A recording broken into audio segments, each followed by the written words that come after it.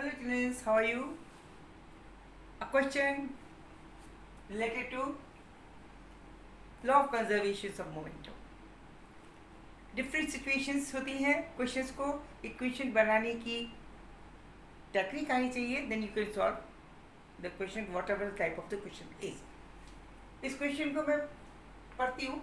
देखिए, a ball a 6.8 kg ball moving at 0.50 meter per second velocity collides with another ball of 4.7 kg at rest। दो ball हैं, एक बड़ी ball है, this is 6.8 kg, and एक another ball है छोटी, that is 4.7 kg in weight, M2, and this is M1. This is heavier and this is lighter, and this is at rest. It means U2 is equal to rest 0, and this is moving with the velocity in this direction, suppose 0.5 meter per second.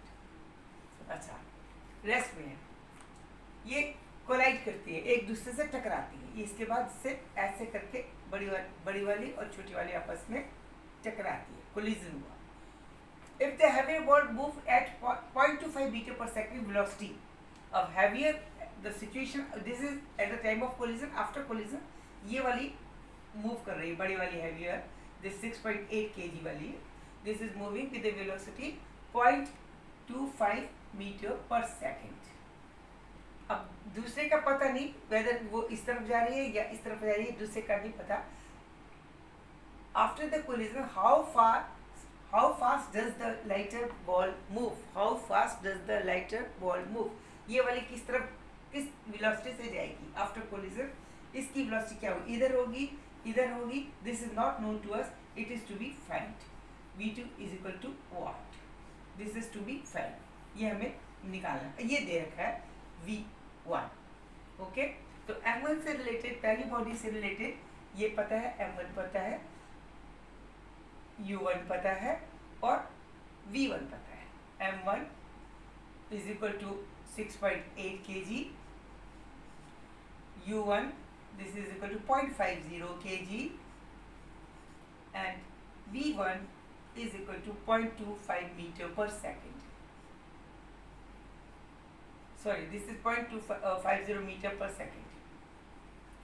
This is the weight of the first body, heavy body. This is the velocity before collision of the heavy body.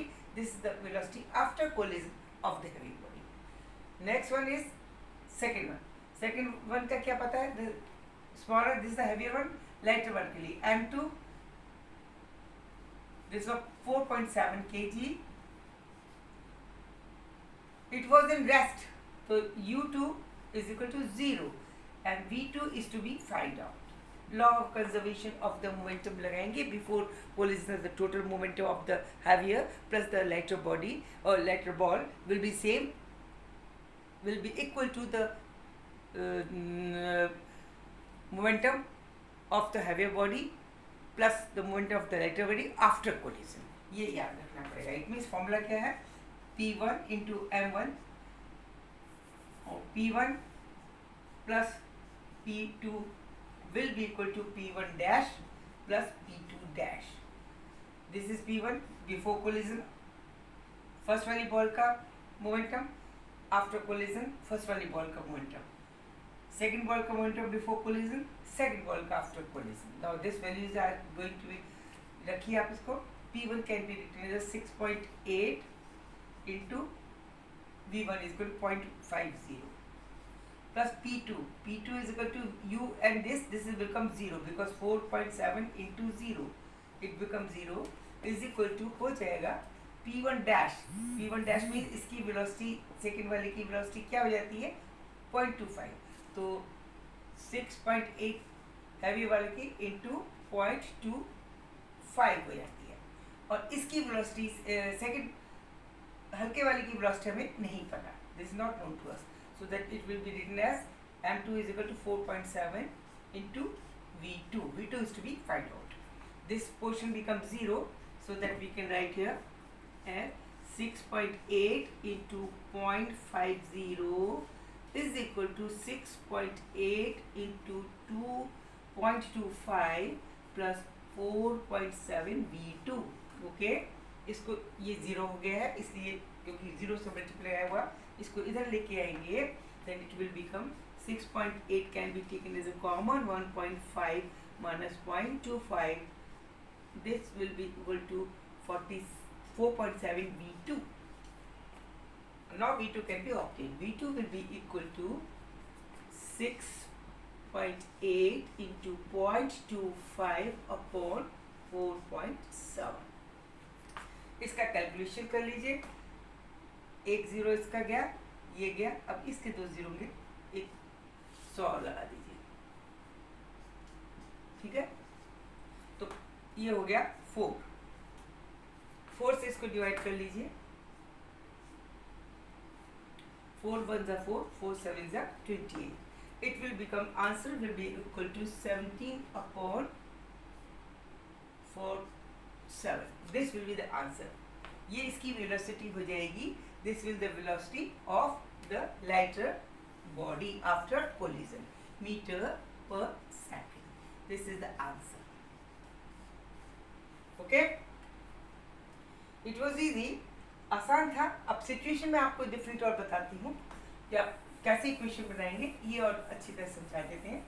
Different cases हो सकते हैं, जैसे supposing ऐसा भी हो सकता है, मैं इस क्वेश्चन के अलावा बता रही हूँ आपको, दैट इज कि सपोज एक केस ऐसा हो सकता है कि एक बॉडी है, दूसरी बॉडी है, दोनों मूव कर रही हैं वेलोसिटीज पे, कोलिजन होता है, टकराती हैं, दोनों सेम डायरेक्शन में जाती हैं, लेकिन अलग एक साथ चली जाती हैं, उस केस में वेलोसिटी इसकी v1 है, u1 है, इसकी u2 है, इनकी v कॉमन है, क्योंकि दोनों चिपक करके एक साथ चलने लगी। यहाँ पे momentum m1 into u1 plus m2 into u2 is equal to m into v into m1 plus m2 हो जाएगा। यहाँ पे v into m1 plus m2, v is a common velocity हो जाएगी, जबकि वो चिपक गई यहाँ कोलिजन के पास, और इनका डायरेक्शन माइनस और प्लस के हिसाब से आ जाएगा, पहला केस। सेकंड ऐसा भी हो सकता है, जैसे दो बॉडी जा रही हैं, एक इधर से आ रही है, आपस में टकराती हैं, अब देखिए इसके अंदर इनके इसका डायरेक्शन, इसका P1 इसके P2 के अपोजिट डायरेक्शन में होगा, वेक्टर क्वांटिटी है, क्योंकि इसकी वेलोसिटी उसकी वेलोसिटी अलग है। यहाँ u1 है, ये u2 है, आफ्टर कोलिजन अब इसकी वेलोसिटी मान लीजिए v1 v2 रहती है और ये 0 हो जाता है, तो आपको फिर से बिफोर कोलिजन आफ्टर कोलिजन इसमें u2 0 करना पड़ेगा, और ये रुक जाएगी, और ये किस डायरेक्शन में जाएगी, इसके डायरेक्शन निकालना पड़ेगा। इसकी इक्वेशन बनेगी, वही इक्वेशन वही बन रही है, p1 plus p2 is equal to p1 dash plus p2 dash, लेकिन यहाँ पे p1 डैश जो है लास्ट वाला, ये बिकॉज 0 हो जाती है, इसलिए वाली जी 0 हो जाएगी, p1 plus p2 equal to p2 dash करके वेलोसिटी निकलेगी। थर्ड केस ऐसा हो जाता है, ये अपोजिट आ रही है कि दोनों ही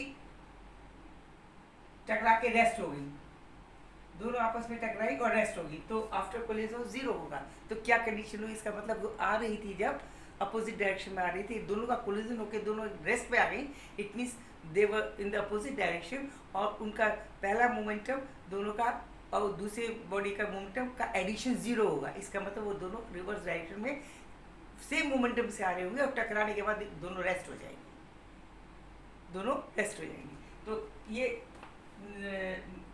इस तरह का भी क्वेश्चन आता है।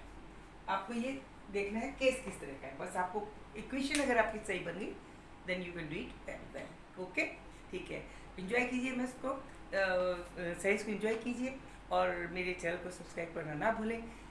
पसंद आया तो थम्स अप जरूर दें, लाइक करें, कमेंट करें, शेयर करें। Okay, good night, see you, good luck.